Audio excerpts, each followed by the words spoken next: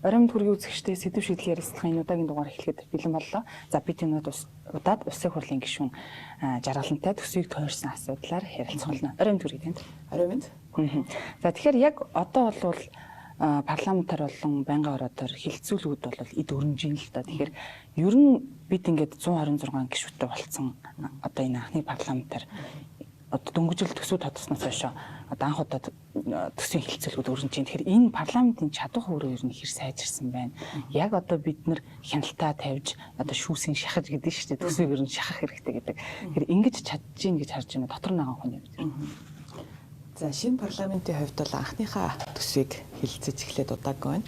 Тэгэхээр одоо 4 жилийн хугацаанд бол одоо энэ парламентын гишүүд бол нийтдээ 4 удаа л төсөв батлана тийм ээ. Тэгээд энэ төсөв батлах үйл явц бол өөрөө улсын хурлын онцгой бүрэн эрх байдаг. Яг тэр утгаараа бол яг энэ төсвийн цаг хугацаа бол маш чухал. Шинэ парламентын тухайд гэх юм бол байнгын орон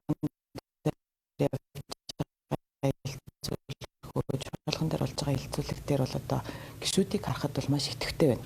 Тийм ээ одоо манай гишүүд бол ерөнхийдөө бол одоо нөгөө төсвийг бол бүрэн танилцсан тий аудитын дүгнэлтийг нь уншчихсан, төсвийн доктортой байдлын зөвлөлийн бас одоо дүгнэлт зөвлөмжүүдийг уншчихсан. Яг тэрнээс бас асуултууд асуугаад ингээд явах хувьд бол явж байгаа.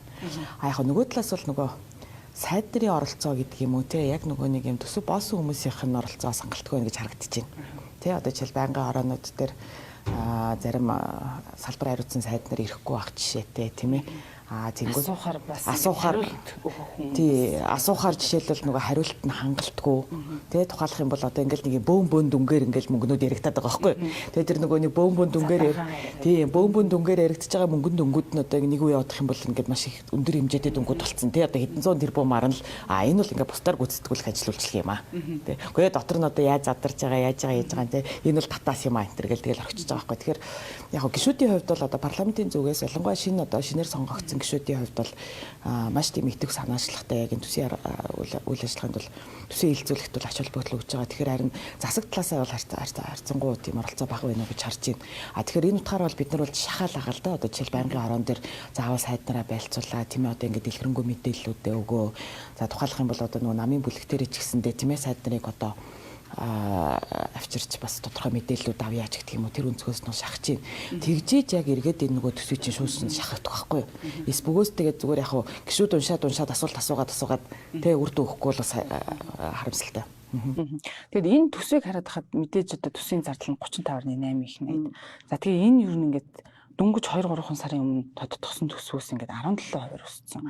11 жилийн өмнөхөөс ихээр 5 дахин их нугарсан төсөв байгаа гэдэг. Тэгэхээр яг нэг талаасаа харахаар мэдээж Монгол Улсын эдийн засагт хилж гин одоо эргээр харуул мэдээж одоо эрэг юмнууд байгаа. Нөгөө талаасаа яг энэ эрүүл өсөлт мөн үү гэд хараад үзвэл бас эдийн засагчид энэ дээр шүүмжлэлтэй ханддаг л та. Тэгэхээр яг та энэ ингээд том зургаар нь харахаар энэ ер нь эрүүл өсөлт мөн үү? Энийг ер нь сайнаар бид нар харж цаашаа явах хэрэгтэй юм уу? Энэ дээр ер нь хяналтаа сайжруулах хэрэгтэй яах хэрэгтэй. Гэхдээ яг ер нь бол бид нар нүрсний мөнгөн дээр л ярьж байгаа шүү дээ. Хос орнороо тийм ээ. Тэгэхээр нүрсний экспорт бол маш их хэмжээгээр нэмэгдсэн сүүлийн 2 жилд тийм ээ. Тэгэхээр тэр утгаараа одоо нөгөө нүрснээс орж ирж байгаа төсвийн орлого одоо энэ төсвийг ингээд хилээд анхаалгаад байна тийм ээ. Нөгөө талаараа яг сайн муу талтай тий мэдээж хэрэг нэг талаасаа төсөв ингэж тэлнэ гэдэг бол ерөнхийдөө бол одоо эдийн засгаас одоо бусад оролцогч нарыг шахах тийм ээ хувийн хвшлийг шахах ч гэдэг юм уу тий дээрэс нь бол одоо жишээл мөнгөний орон зайг бас хумих. Сая бол одоо мөнгөний бодлогоос орж ирлээ шүү дээ. Тэгэхэд бол одоо Монгол банкныхаа юу ярьж байгаа вэ гэхээр за төсөв ингэж айхтар тэлцсэн нөхцөлд бол биднэрт мөнгөний бодлогын орон зай бол алгаа. Өөрөөр хэлбэл мөнгөний бодлого бол ерөнхийдөө бол хатуу байна. Энтэр гэсэн юм ярьж байгаа л үндсэндээ батлуулаад гараа явсан тийм ээ. Тэгэхээр тэр утгаараа бол ийм сул талууд бол зөндөө байгаа мэдээж хэрэг. Нөгөө талаасаа бол яг одоо нэгэнтээ одоо энэ бол одоо нүрсний орлого тийм үү? Тэр одоо уулуурхаан түүхийдээс орж байгаа орлогыг бол бид нар аль болох одоо улс орныхоо хөгжилд хэрэгцээ шаардлагатай тий одоо цаашдын одоо эдийн засгийн хөгжилч гэх юм ард иргэдийн одоо амжиргаанд тий иргэдийн одоо амьдрах орчныг сайжруулахад зориулсан төрийн үйлчлэгээний хүртээмжийг нэмэгдүүлэхэд зориулсан зүйлд зарцуулах нь бол зүй ёсны хэрэг тийм ээ. Тэгэхээр тэн дээр бол ингээд бид нар бас ингээд хяналтаа тавиад тэгээд яг тэр чиглэлийн зарцуулалтуудыг бол бас одоо шахах хэрэгтэй гэж харж байгаа. Тэгээд цаашдаа болохоор ер нь бол юунд анхаарах хэрэгтэй байна гэхэлэр бид нар одоо нэг эдийн засгаас юм зохистой байдлаар тэлмээр юм тийм ээ. Одоо ингээд зөвхөн одоо нүүрс зэс тийм ээ одоо төмрийн өдөрч гэх юм хамааралтай байдлаасаа бас ингээд гарахгүй бол ер нь бол одоо энэ нэгэн тийм савлгаатай зүйл рүү орж ирээд байна шүү дээ тийм ээ. Тэгэхээр бол одоо нөгөө энэ хамтарсан засгийн газрын хувьд болохоор бас эдийн засгийн голлох бодлогыг барьж байгаа яамдууд нь бол Арслан намаас томилогдсон сайд нар байгаа тийм ээ. Тэгэхээр тухайлах юм бол одоо эдийн засгийн хөгжлийн сайд бол Арслан намаас томилогдсон одоо гантмөр сайд байна. Бас яг энэ эдийн засгийн голлох одоо тэтгэх хүч ажилтны эрдэс соёлын сайд нь бол одоо Арслан намаас сонгогдсон товаан сайд байна тийм ээ. Тэгээд байгаль орчин уур амьсгалын өөрчлөлийн сайдаар ч гэсэн одоо одонтой сайд ажиллаж байна. Тэр энэ гурван сайдыг бол юу гэж харж байна гэхээр энэ макро төвшөнд ерөнхийдөө энэ одоо эдийн засгийнхаа бүтцийг сайжруулах тийм ээ. Одоо ялангуяа уул уурхайн бус түүхийн эдийн экспортыг нэмэгдүүлэх, солонгоруулах тийм ээ. Тэгээ эдийн засгийн юм зохистой байдлаар тэлэх гарцуудыг нэмэгдүүлэх, одоо тэр эдийн засгийн хязгаарлагч хүчин зүйлүүдийг шийдвэрлэх тэр зүйл дээр бол маш их санаачлалтай ажиллана гэж харж байгаа. Тэгээ энэ дотор нам дотор ч гэсэн Арслан нам дотор ч гэсэн хилцүүлгүүд явж байна тийм ээ. Тэгэхээр Арслан намын гол одоо үзэл санаа чинь бол эдийн засгийн эрхчлөө тийм ээ.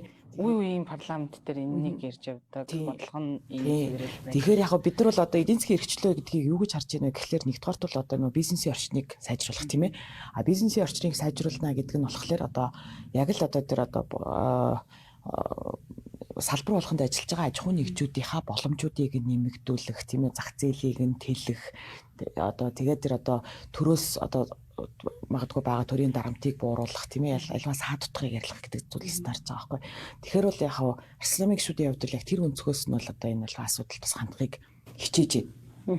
Та бас парламент дээр чуулган дээр бас хэлсэн. Тэгэхээр хамтарсан засгийн газар ер нь Монгол Ардын нам өөрөө одоо гож орсон гэдэг. Тэгэхээр энэ дээр гэхэд одоо жишээлбэл таач бас түрүүн хэллээ л дээ. Ер нь чухал одоо бас галтай яамдуудыг одоо Арслан намаас сонгосон. Тэгэхээр ер нь ардчилсан намын яг энэ 4 жилийн хугацаанд тэгэхээр ингээ бидний ярьж ил байсан нөгөө асуудал дээр одоо жишээлбэл нөгөө төрийн данхар бүтцийг хумигээд ардчилсан намын бодлого ийм л гэдэг. Тэгэхээр энэ дээрээ бүр за үнэхээр бас ардчилсан нам ярьдаг юм аа хийсэн шүү, бас хийж оролцсон шүү, нэг шат ахиулсан шүү гэх хэмжээний болгож чадах бол танд энд ямар итгэл? Яг ер нь бол тийм л зорилтыг бид нар тавьж байгаа. Тэгэхээр одоо Арслан намын бүлэгтээр яригдж байгаа зүйл мөгөөд одоо ер нь Арслан намын удирдах бүтцээр яригдж байгаа зүйл бол тэр л байна.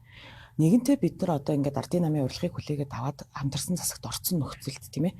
Одоо бид аль болох ингээд нөгөө өөртөө хариуцсан салбарууд дээр ахиц гарах хэрэгтэй. Тэ? Тэгэхээр саний хэлдэг одоо хүрээнд жишээлх юм бол одоо нөгөө эдийн засгийн тал дээрээ тэ бид нар бол нэгдүгээрт одоо ингээд нөгөө энэ бизнесийн орчныг сайжруулах, эдийн засгийн эрхчлөлөг тэлэх тал дээр юм дөрвтэй шийдлүүдийг одоо санал болгох хэрэгтэй тийм ээ. Хоёрдугаарт нь болохоор одоо ингээд бас нэг гадаадын хөрөнгө оруулалт татах явдал дээр бол одоо Арслан бас их санаачлалтай ажиллах хэрэгтэй гэж харж байгаа. Яг гэхээр өнгөрсөн одоо жилүүдэд болохоор хэдийгээр бол яг одоо ингээд манай уулуурхайн салбар одоо нүүрс бизнес улбаатай өсөлтийн хүрээнд л ингээд өсөж байгаа боловч бас ийм томоохон хэмжээний тийм хөрөнгө оруулалтууд хийгдсэнгүй. Тийм ээ. Тэгэхээр тэр том хэмжээний хөрөнгө оруулалт гэхээр л нэг өргөс шиг хараад байдаг шүү дээ. Тийм. Тэгэхээр тэр зүйл дээр бол Арслан намд бол одоо бас туршлага бий тийм ээ. Одоо бас яг энэ дээр бол одоо бидний бас хийж чадах зүйлүүд байгаа. Тэгэхээр тэрийг бол бид нар хийхийг зорих хэрэгтэй. Тэгээд 3 дугаарт нь бол яг саяны ярьдаг нөгөө нэг эдийн засгийн тэр нэг уул уурхаагаас хамааралтай байдлыг одоо халах тий эдийн засгаас солонгоруулах. Тэгээ энийг бол одоо үе үеийн одоо Арслан намын одоо засгийн газрынхан тий сайд нар тий гишүүд тэр ярьсаар л ирсэн тий солонгоруулах гэдэг үг нэр томьёогч гэсэн баг манайхан бодж олсон тий энэ нэвтрүүлсэн гэдэг юм уу. Тэгэхээр одоо бол ингээд хараа уул уурхай одоо түүхий эдийн экспорт чинь манай нийт экспортын бараг 94% эзэлдэг болчихж байгаа юм. Тэгээ энэ тоо ингээл өсөөл байгаа. Тэгээ хууч ингээл нэг 80 эд энтер байсан тий. Тэнгүүд тэгэхээр бол одоо энийг ингээд дөрвтойхон шиг бууруулах хэрэгтэй. Тийм ээ. Тэгэхээр тэхийн тулд яах хэрэгтэй юм бэ гэхээр бид нар уулуурхаан бус одоо зүйлүүдийн экспортыг нэмэгдүүлэх хэрэгтэй. Тэгэхээр бидэрт бол ингээд даваа талууд байна тийм үү, ноос ноолорын зах зээл вэ гэдэг юм уу тийм ээ. Эсвэл одоо малын гаралтай түүхий, эд мах энэ төр гээл тий. Одоо бас ингээд нэг яригдчихэж байгаа ингээд бидний бас уламжлалт бас ажил сурсан салбарууд байна шүү дээ тий. Тэгэхээр тэн дээр бас ямар одоо гарцуудыг нээж чадах вэ гэдэг дээр бол одоо бас манай сайд нар дөрвтэй ажил хийн гэсэн одоо ийм хүлээлттэй байна. За хоёрдугаарт нь болохоор ерөнхийдөө бол одоо нөгөө өнгөрсөн хугацаанд бол бид одоо энэ зарчилсан засаг л бас хэмзэг байна тий. Одоо ингээд арчилцаас ухарж байгаа зүйлүүд байна. Хүний эрх хэрэгчлөө зөрчигдөж байна гэдэг зүйлийг маш их ярьж ирсэн. За тэр хүрээндээ ч тэр ер нь бол одоо энэ хамтарсан засгийн газарт одоо энэ одоо хууль зүйн сайд тий. За бөгөөд одоо энэ засгийн газрын хэрэглэх газрын одоо нөгөө хяналт шалгалтын чигүүрийг хэрэгжүүлэгч үндэсний хорооны сайд За мөн одоо захин хөгжлийн инновацийн сайд зэрэг одоо энэ засаглалтай холбоотой бөгөөд одоо энэ хууль хүчний салбартай холбоотой тэр зүйлүүдийг бол одоо бас манай сайд нар ахлаад явж байна. Тэгэхээр эндээс бол одоо нөгөө засаглалын тал дээр дөрвтэй ахицул хүлээж байгаа тийм ээ. Тэгэхээр одоо төрийн албыг хэрхэн яаж үр дүнтэй үр ашигтай тий бас цомхон байлгах уу. За одоо тэр нөгөө төрөөс гаргаж байгаа олон төрлийн одоо журмуудыг хэрхэн яаж зэгцлэх вэ тийм ээ. Одоо тэр зөвшөөрөл олгох процесс энтрийг хэрхэн яаж гоё захин болгох уу гэх юм уу тий. Тэн дээр бол одоо манай саний нэр дурдсан сайд нар бол ингээд уже хамтарч ажиллаад бас тодорхой одоо нөгөө шийдлүүдийг гаргаад эхэлсэн байж байгаа. Тийм ээ. Тэгэхээр энэ дээр бол одоо бид нар бас дөрвтэй өөрчлөлт хийн гэсэн бодолтой байна. Гурав дахь бас нэг чухал зүйл болохоор ерөнхийдөө бол энэ нөгөө амьдрах орчинтой холбоотой асуудал. Тийм ээ. Тэгэхээр нөгөө нэг хотын сайд арсланаас томилгдсон тийм Эрдэнэ бүрэн сайд байна. За дээрэс нь нөгөө барилга хотолуулалт орон сууцчлалтын сайд бас байна. Тэгэхээр энэ утгаараа бол ер нь амьдрах орчны асуудал бол бидний хувьд бол маш хурцаар тавигдчихэж штеп. Яа тэгэхээр энэ агаарын бохирдол тийм ээ энэ хөрсний бохирдол, төгжрөл энэ бүх зүйлүүд чи одоо ингээд нөгөө иргэдийн одоо юм таатай амьдрах орчныг буруулаад зогсохгүй одоо эрүүл мэндийн өвчнөө асуудлууд үүсгэж байна, аюулгүй байдлын асуудлуудыг үүсгэж байна, тэ бүтээмжийн асуудал үүсгэж байна, тэ тэгэхээр тийм тэгэхээр ер нь бүх зүйл дээр одоо юм саад дотор болж байгаа байхгүй тийм ээ. Тэгэхээр ч одоо ингээд нөгөө нэг одоо манай үеийн залуучууд ч юм болохоор ер нь бол энэ Улаанбаатарын төгжрэл залуу насаа өнгөрөөчдөг шүү дээ, тэ. Тэгэхээр энийг одоо ингээд бид нар таслан зогсоохгүй юм ингээл энтэйгээ эвлэрэл яваад ах юм уу тий. Одоо баг нөгөө юунда машин дотор халамтайгаа авч тавина гэдэг шиг юм болж штэ. Тэгэхээр ингээ бүр эвлэрсэн. Гэхдээ эн чинь ийм байхаас албагүй. Тэ бид нар заавал энэ утаан дотор угаартаж амьдрах албагүй. Тэ бидний төгжрэлд өдрийнхөө үнэтэй тэр 2-3 цагийг зарцуулах албагүй. Тэ бидний хүүхдүүд нэг юм цэнгэг агаарыг мэдэрч өсгөлтэй.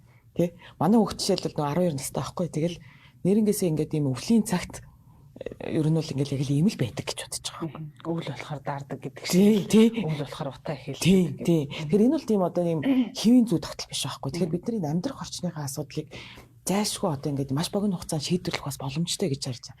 Тэгэхээр мэдээч хэрэг энэ дээр бол нэг орон сууцчлалтын асуудал бол нэг номерын асуудал тий. Тэгээ Арсланамын хувьд бол одоо энэ асуудалд бол бас их арай өөр илүү одоо тийм өөр өнцгөөс хардаг гэж харагдаад байна.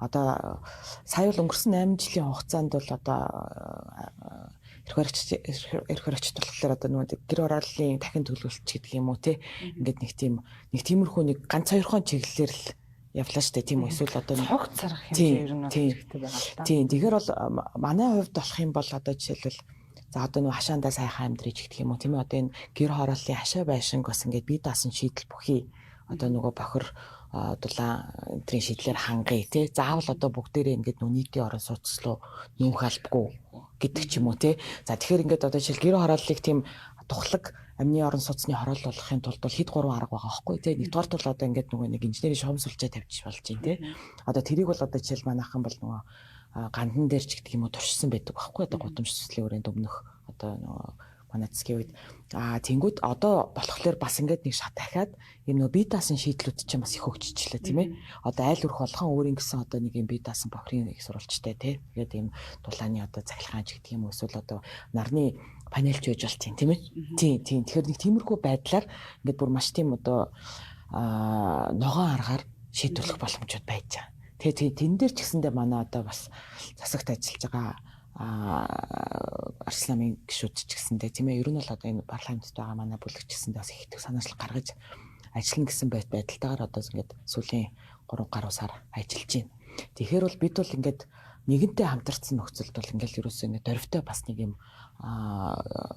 шийдэл гаргахын төлөө явна тий. Тэгээ яагаад хамтарсан бэ гэхэлэр үнэндээ бид нар 4 жилийг бас нэг тийм ахаад алдагдсан 4 жил болохмааргүй шүү дээ тийм үү. Эдийн засгаас ч гэсэн ихтгэл ер нь бол баг одоо л энэ 4 жил харъя гэдэг шиг тийм. Тэгэхээр яг ер нь бол одоо бидний хувьд бол ингээд Монгол улс хөгжих ёстой тий одоо ялангуяа манай залуучууд бол одоо эх орондоо ингээд нөгөө хийж бүтээгээд тэгээд одоо юу гэдэг гадагшаага гараад ч юм уу тий одоо ингээд уул ингээд нэг юм бид нар чинь ингээд айгуу тийм өрнүү мөрөдөлтөй хүмүүс шүү дээ тийм одоо дараачийн Facebook Монголоос гарах хэрэгтэй ч гэх юм уу тий тэгээ тийм ярьдаг байсан чинь сүүлийн жилүүд чи ерөөсөө нэг юм сонин дандаа нэг юм проблем ярьсаар байгаа л дуслаа тийм үү тэгэхээр одоо ингээд энэ проблемуудаа шийдъя тэгээд тийм гоё мөрөдлөө ярьдаг болъё гадагшаа гарья зах зээлээ тэлхийа тий тэгээд ингээд нөгөө эх орондоо сайхан амьдраа гэдэг шиг л тийм зүйлүүд рүү чиглэх хэрэгтэй гэж харж байна. Тэр энэ төсвийн ч гэсэндээ хэлцүүлэг одоо магадгүй бас яг тийшээгээ чиглэх хэрэгтэй. За төсвийн хилцүүлэгтэр одоо миний бас нэг маш их анхаарч ажиллаж байгаа нэг зүйл юу вэ гэхлээр бас одоо эдийн засгийн хүний хувьд бол ер нь бол бид нар ингээд маш олон зүйл дээр нэг юм хоёр зах зээл үүсгэж яваад байна.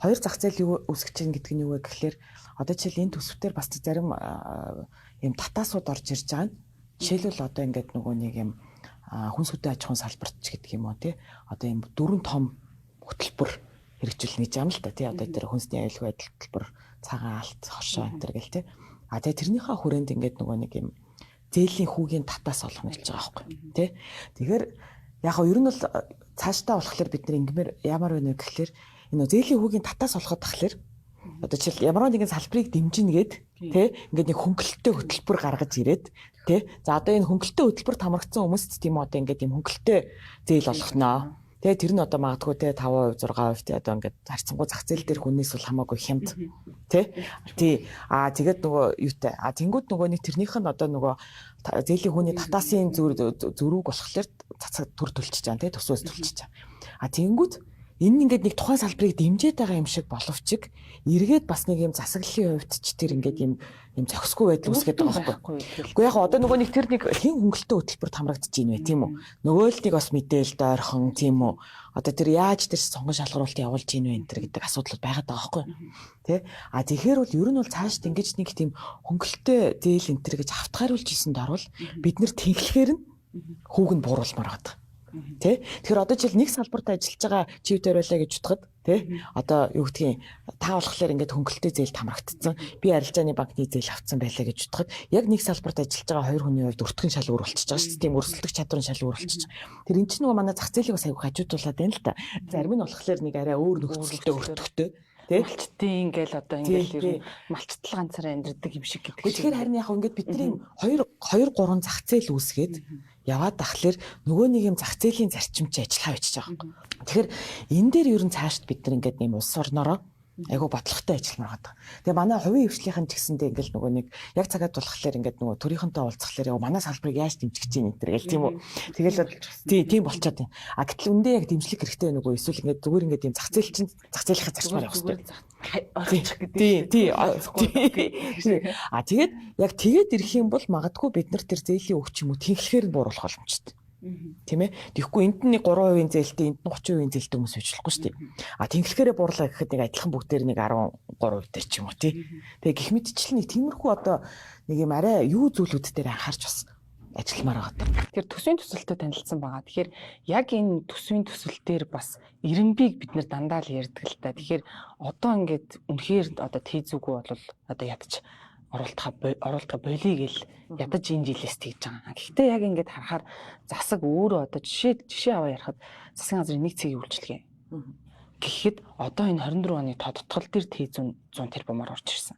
Гэтэл энэ 25 онд гэхэд 200 гаруй тэрбум төгрөгийг бас оролцсон байгаа. Тэгэхээр тээзүүгүй ээжэж одоо 676 тэрбум төгрөгөөр үндсэн өртгөн хийж байгаа. Тэр тээзүүн хийгдэг ээжэж яаж тэр үндсэн өртгийг гаргаж ирж байгаа юм хэрэг бас асуудалтай болоод байгаа. Тэгэхээр одоо л ингэхгүй шүү гэснээ өөрсдөө ингээ гаргаад ирэх чинь. Гэхдээ саяны 2024 оны төсвийн тодтгол чинь бол нээлжид бус чуулганаар явцсан шүү дээ. Тийм. Тэгээд тэрэн дээр ерөнхийдөө нөгөө бүх тээзүүгээ тавьсан байдгийг. Тэгэхээр яг тэн дээр бол бас хэлж л байсан. Яг тэгэхээр тэр төсвийн тодтгол дээр чинь маш өндөр хэмжээний тээзүүнүүд тавигдаад ороод ирдэг байхгүй юу? Тэнгүүтээ одоо ийм хэмжээний одоо бас мөнгөөр тээзүү хийлэх гэх юм уу тий. Тэгээд ингээд ер нь бол ингээд юм одоо тэр мега төслүүд гэдэг дунд одоо яг саяны таны дурдсан одоо жишээл тэр засгийн газрын нэг цэгийн үйлчлэгч ер нь бол чинь засгийн газрыг одоо нүүлэх гэдэг байна чинь төрийн ордог нүүлэх гэдэг байгаа. Тийм.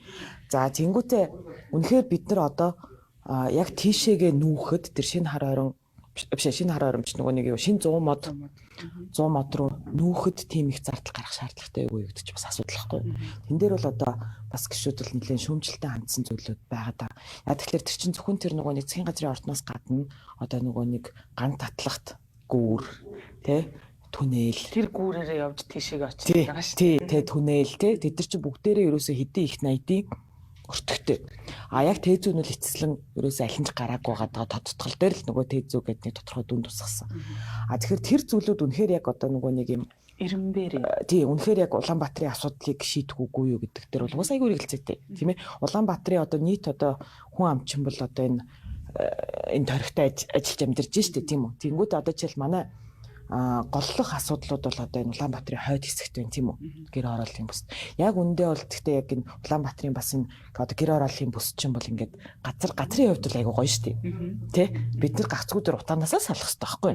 Тэ тэгэхээр юм гоё өндөрлөг тийм одоо юутай газартай тэгэл тэ одоо гол горигтой тэ. Ер нь л ингээд Улаанбаатар хотод бол тийшээгээ ч бас тэлэх боломж байгаа байхгүй. Тэ гэтэл заавал одоо ингээд тэ нөгөө нэг урагшаага. Тэгэхээр ер нь засаг тийшээ нүүхээр одоо нийтээрэл одоо тийшээ оччихно гэж бодоод байгаа юм шиг байгаа. Тэгэхээр яг нэг талаасаа зүвч гисэн тэр яг одоо жишээлбэл энэ гэр хорооллоос хүн засаг тийшээ нүүлэхээр нүүх чадамж нь байгаа илүү. Тэнд ямар нийгмийн бүлгүүд байгаа лээ. Тэгэхээр дээр бас асуудалтай тий. Тэгэхээр үндсэндээ бол одоо Улаанбаатарын гол асуудлууд бол энэ одоо гэр хороолт байгаа 200 мянга гаруй тий айл өрхийн асуудлыг шийдэх шаардлагатай байна. За одоо энэ нөгөө хот дотроо явж байгаа нийтийн тээврийн хэрэгслүүдэд сайжруулах асуудал энэ тий одоо төвчрлийн талаас нь харах юм бол тэгээд ер нь тэгээд энэ одоо хотынхаа үндсэн асуудлуудыг шийдвэрлээгүй ээжиж бид нар дагуул хот барих замаар одоо энэ асуудал шийдэх чинь гэж яриад байгаа байхгүй. Тэрийг би одоо гайхаад байгаа. Яа тэгэхээр тий за яг тэнцээгээ шинээр гоёор шинээр эхэлж болно л та. Тийм үү. Гэтээ энэ үндсэн хот чинь бол байж лээ шүү дээ. Энэ нөгөө бухарсан асуудал нь цэвэрлэгдээгүй байхад шинээр гэдэг. Нөгөө талаас ингээд яг эсэм дээр хүмүүс Улаанбаатарын асуудлыг одоо ингээд баг энэ янзаараа бол одоо шийдэхдэггүй өнтер гээд нөгөө манайх чинь бас нэг нүүдэлчин сэтгхүү бас байж тээ тийм үү. За одоо энэ энд нь орхиод шинээр хэлээ гэдэг. Одоо яг монголчуудын нүүдэлчин сэтгхүү байж болох юм. Тэгэхээр гэтэл уул нь бол Улаанбаатарын асуудал бас нэг тийм хүнд асуудал биш байхгүй тий. Улаанбаатар чинь бас ингээд айгүй цомхон хот яг үнэндээ бол тийм ээ. Тэгээд яг энэ цомхон хот дээр бас ингээд юм яг им уус ууртай ухаалаг төлөвлөлт хийж чадах юм бол бид нар богино хугацаанд шийдвэрлэж чадна гэж хараад байгаа тийм ээ. Наазах нь одоо жишээл гэр хорооллын асуудлыг бол одоо бүгднгийн тэр нийтийн орон сууцнд оруулах байдлаар биш те түрүүний дурддаг одоо нөгөө шугам сүлжээнд холбохын холбоод тий бие даасан шийдэл бүхий юмнуудын санал болгоход тий тэгэхэд бол ингээд ер нь бол 4 жилдээж багтах боломжтой байхгүй. За одоо энэ төвчрлийн асуудал дээр яаж ийн одоо ингээд нөгөө нэг юм ухаалаг одоо наазах нь нөгөө гэрхэн тохионууд явмаар шүү дээ тий одоо ингээл нөгөө нэг юм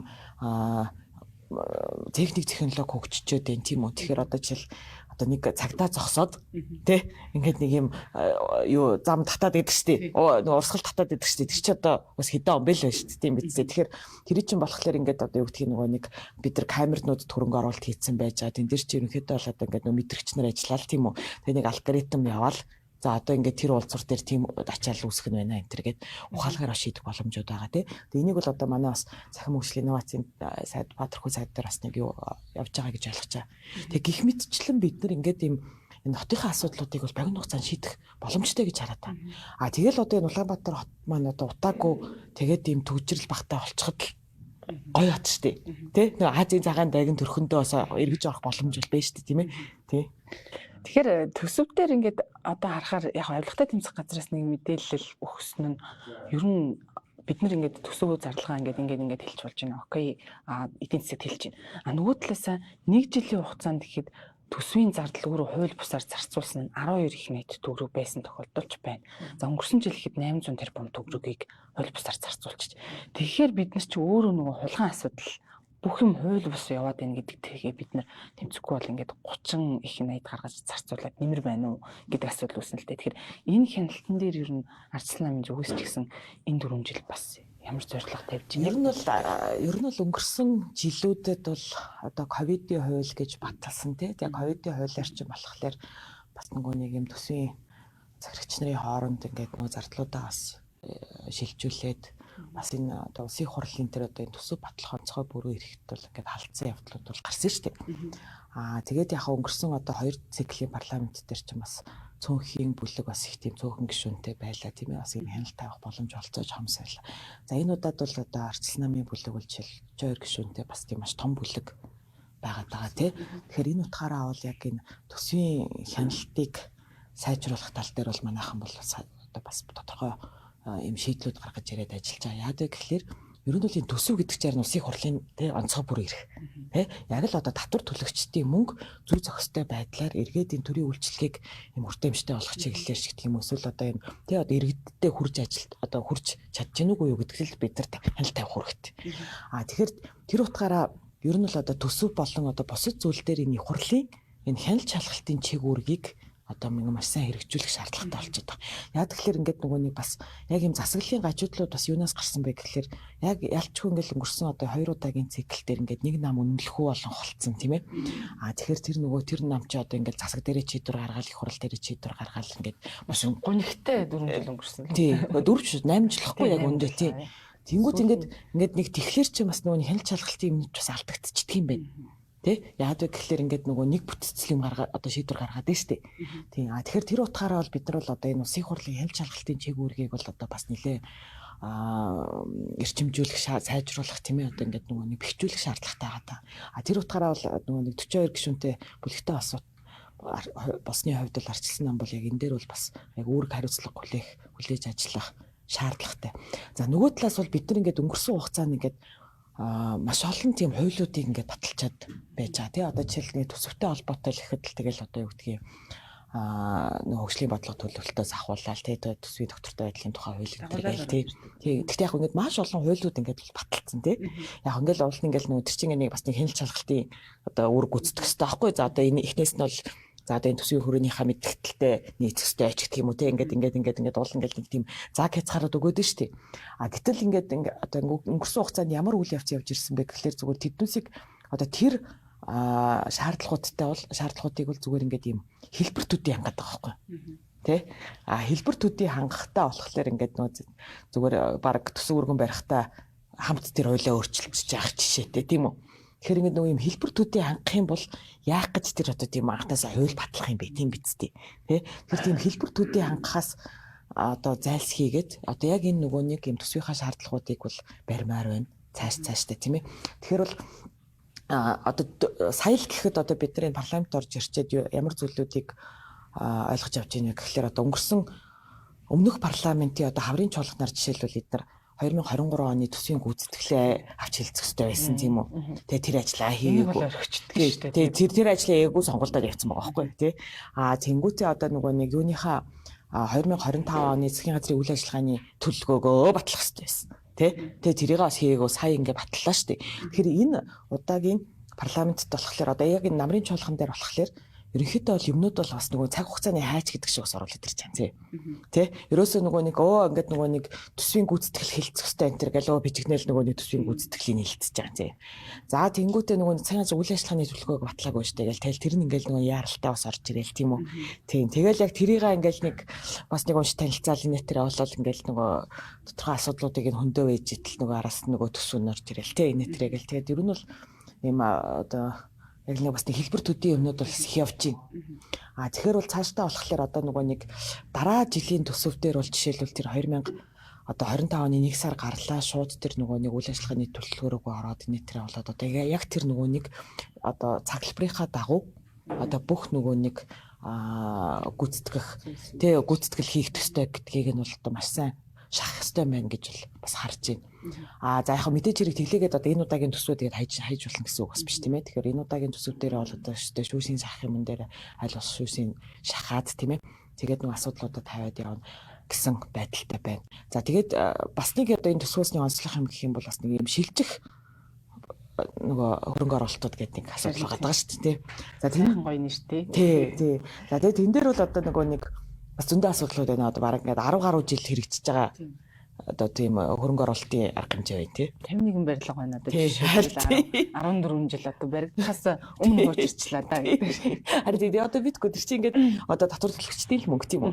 Тэгэхээр ч 11 жил ингээд юм өхмөл хөрөнгө болцсон тий. Одоо тэгээд тэр нь бараг хэрэггүй болцсон тий. Тухайн үед л хэрэгцээ шаардлага байсан болохоор одоо хэрэггүй болцсон. Тэгэхээр одоо тийм байдлаар явж ирсэн зүйлүүдийг одоо яах ёстой юм бэ тий. Одоо ингээд энэ төсвөр ингээд ерөнхийдөө бүгднийг хаах нь хаагаад те одоо гүцээхийн гүцээгээд ингээд явах ёстой юм уу? Тэгээ ер нь цааш дээр ийм асуудал гарахгүй байхаас яаж урьдчилан сэргийлэх юм бэ гэдэг бас ярилцах асуудал зөндөө байгаа байхгүй тий. Тэгээ хамгийн гол наад нөгөө нэг шилжих тэр төсвийн арга хэмжээнүүд дээр ч юм бол юу яагаад үнэн ингээд бүр замбрааг үүснэ. Тэ. Тэнгүүд ингээл нөгөө нэг өмнөх жилд нь юм байжсэн бол эх жилд нь юм болоод ороод ирдэг. Тэнгүүд одоо нөгөө тайлбар тавихтаа болохоор ингээл энэ нөгөө инфляц те. Одоо нөгөө юмны өртөг нэмэгдсэн учраас ингэж байна ч гэх юм. Гэтэ яг манай улс чинь бас хөрхий өөрөө бас их зовлонтой. Тэ одоо нөгөө барилгын сезон маш богинохон тий. Тэгэхээр ингээд бүтээн байгуулалтын улирал богинохон. За магадгүй энэ нь болохоор нөгөө төсвийн мөчлөг тэгэл нөгөө тендер сонгон шалгаруулалт энэ төр гэдгээс хамаарат процесс нь үргэлжлэхээр айгүй хэцүү байгаа даа. Тэгэхээр бид нар ер нь ийм нөгөө юугаараа цаглбараа бас нэг эргэж харах юм болов гэсэн бас бодол байгаа. Тэ? Ер нь одоо нөгөө төсвийнхаа жилийг ч бас өөрчилж болно шүү дээ. Ерөнхийдөө л нөгөө барилгынхаа сезонтой уялдуулаад гэх юм уу тий. Гэх мэтчлэн ингээд нэг юм цоо шинээр бас харах зүйлүүд бол маш их байна. Тэ? Одоо ингээд явдаг юм а гэдгээс бол нэг өөр. Дээрээс нь бас нэг энэ улсын төсөвтэй холбоотой юм ярихад бол одоо би жишээлбэл ингээл бараг 20 орчим жилийн өмнө л одоо дөнгөж нэг юм одоо эдийн засгийн чиглэлийн оюутан тий. Тэгэл улсын төсөв өнтер гэл бас яг сонирхол тухайд ингээл нэг танилцаал бас тэг ганц нэг тийм одоо судалгааны ажил хийгээл явж исэн тий. Тэгээд тэгэхэд чинь бол ер нь нөгөө төсөвчнийг 400-500 тэрбум төгрөгөөл байлаа шүү дээ тийм. Тий. Тэгээ нөгөө хаанаас орлого орж ирж байгаа нь ойлгомжтой. Тий. Эрдэнтээс нэг эдэн төгрөг орж ирнэ тий. Ингээд тийг нь энтергээд бүгдээрээ бүр ингээ хүмүүсийн толгойд байсан байхгүй. Тэгээд яг тэрнээс хойш болохоор нэг яг аавчтай тал нь бол ингээд бас нөгөө эдийн засагт хэлсэн тийм үү. Тэгээ эдийн засагт хэлхийнхаа хэрээр бас ингээд энэ нөгөө төсөвч ингээд айхтар томорцсон. Тэнгүүд нөгөө нэг юм нөгөө бас нөгөө өмнөсгөө тийм авсаархан байхаа байлчлаа шүү дээ. Тэгээ одоо нэг хүний толгойд хэрэгтэй болсон. Нэг хүний толгойд багтгаа байлаа тийм хаанаас эдэн төгрөг орж байгаа яаж байгаа хийж байгаа тий. Тэгэхээр тэр утгаараа одоо бид нар бас энэ процессыг нь ч гэсэн арай өөрөөр бас нэг явуулах шаардлагууд бас гарч иж магадгүй. Нэгдүгээр асуудал. Хоёрдугаар асуудал нь нөгөө төсвийн гадуурх төсвийн шинж чанартай тийм одоо зардлууд гэдэг аа шүү дээ. Тэгэхээр чи одоо манай нөгөө томоохон төрийн өмчт компаниуд чинь айл үшээ одоо баг тий нөгөө нэг юм хитэн их найдын одоо хөрөнгө оруулалт хийдэг тийм үү зарцуулалт хийдэг тий баг ингээд бусад компаниудтай ингээд зээл мэйл энэ төр өгөөд энэ төр сууждаг. Татастай тэгээд яг энэ дээр бүр ашигтай ажиллаагүй хэдэн жил гэсэн хэрнээ ингээд цаагаараа гой сайхан. Тэгэхээр энэ дээр бас бид нар шал өөр юм бодох хэрэгтэй байна. Тэ одоо жишээл төрөмжт компаниудын менежментийг бас одоо жишээлбэл энэ парламент дээр хамгийн түрүү ярмаж штеп. Тий. Тэгээд тэрий чи одоо тэр одоо төрөмжт компаниудын балансын асуудал бол одоо энэ төсвийн хүрээнд бол юусэн ярихдаггүй байгаа байхгүй тий.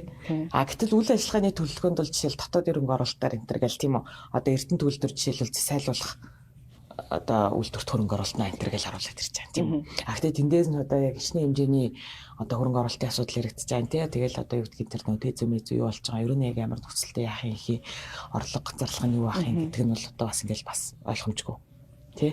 Тэгэхээр энэ одоо төрөмжт компаниудынхаа засаглалыг яах юм. Тэгээд ер нь төрийн өмчт компаниуд дээр ер нь бид нар энэ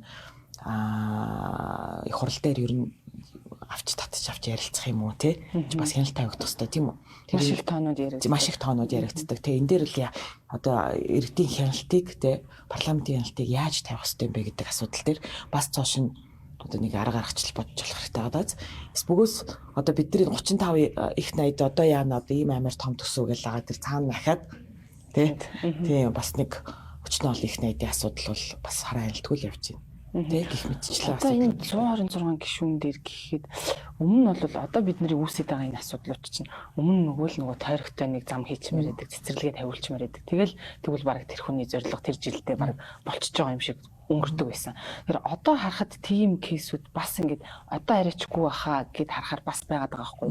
Эренбийн хувьд тэр чи одоо заавал тэр зам нэгдүгээрт орох уу үгүй юу аялал жуулчлал гэдэг нэрээр. Тэгэхээр энээс наагур одоо бас шал өөр чиглэлд одоо юу гэдгийг сүүний чиглэлээр хот руу наашаа Төв аймгаас ч юм уу Сэлэнгээс ч юм уу сүү авчирдаг тэр сумд жишээлбэл зам таммаар штич гэдэг юм уу. Тэгэхээр бас одоо ингээд харахаар нөгөө л бас нэг тойрог руугаа ингэдэг юм бас л одоо ингээ өнөртэй л юм л да. Тэгэхээр энэ дээр та одоо яг ингээд төсвийг харахаар 126 парламент дээр яг юу нь яаж харагдчихэв. Энэ ингээд углуураараа бас арилчаагүй л байна л да. Яг ер нь бол хараад гişүүдийн хувьд бол тойрогийнхоо бас иргэдийн ашгийг нь бодолцооноос нэг талаас зөв шүү дээ. Тий. Одоо яа тэгэхээр тэр бас тухайн тойрогоос сонгогдсон төлөвлөлт. Тий. Тэр одоо тойрогийнхоо бас иргэдийн төлөөлөл болж байгаа гэдэг утгаараа бас ирэх ашгийг нь хангаж ажиллах үүрэгтэй тий. Тэгэхээр бол бас яг тэр чинь ингээд бүр ор тас ингээд таслана гэдэг бол бас хүнд тийм ээ. Нөгөө талаасаа бол ингээд нөгөө бид нар чинь ингээд нөгөө нэг макро төвшөнд харъягээд ааш тийм үү. Энэ одоо эдийн засгийн ач холбогдол талаас нь гэдэг юм уу, нийгмийн ач холбогдол талаас нь гэдэг юм уу, илүү тийм одоо өөр өргөн цар хүрээтэй байдлаар харъягээд байгаа. Тэхийн тулд ерөнхийдөө бол ингээд нөгөө нэг яг юм нөгөө макро төвшний бодлогоо их тийм сайн таниулах хэрэгтэй. Тэ? За одоо үнэхээр ингээд бид нар ингэж ажиллах гэдэг хамаа. За Монгол улс бол одоо ингээд ийм чиглэлээр тий одоо нэг үйлдвэрлэлээ хөгжүүлэх гэж байна гэдэг юм уу тий экспортоо ингэж хөгжүүлэх гэж байна гэдэг. Тэрнийх нь мэдээлэл нас айгу тийм л дод нээлттэй явмаар байна л тий. Тэгээд ер нь бол гэхдээ яг саяны одоо энэ удаагийн төсөвдөр бол харьцангуй бас тэр нөгөө нэг тойргийн сонирхлууд бол харьцангуй багасч очирсан гэж харж байгаа. Тэгээд ч одоо нөгөө нэг юм шинээр орж ирж байгаа төсөл хөтөлбөрүүдийг бол маш одоо цөөлсөн. Тэгээд одоо энэ яг энэ төсвийн хилцүүлгүүдээ л явуулдаг. Төсвийн хилцүүлгийн хүрээнд ч гэсэндээ нөгөө нэг гişүүд бол тэгэж өөрсдийнхөө саналыг бол нэг тийм лоббидох юу бол бас харьцангуй бага байна. Одоо нэг тийм хандлага. Тэгэхээр бол яг энэ утгаараа бол ингээд бас нэг акттай зүйлүүд бол байна л та. Цаашид бол яг ерөнхийдөө бол ингээд энэ хөрөнгө оруулалтыгч тэр илүү урт хугацаагаар төлөвлөлтөг болъё гэсэн бас зүйл яригддаг штеп. Заавал одоо жилээр нь биш тийм үү? Хөрөнгө оруулалтыг илүү урт хугацаагаар нь төлөвлөж тэр урт хугацаанд нь урт гэдэг нь одоо ядаж одоо энэ нөгөө парламентынхаа 4 жилийн бүр өглөө хугацаа гарч гэдэг юм уу тий. Тиймэрхүү тал руугаа бас чиглэх боломжтой бас эрэлхийлэх хэрэгтэй гэж харж байна тийм ээ. За баярлалаа. За тэгэхээр үзэгчдээ сэдв шийдэл ярилцлагын удаагийн дугаар Улсын хурлын гишүүн Жаргалан за төсвийг тойрсон олон асуудлын талаар ярилцлаа. Анхаарал хандуулсанд баярлалаа.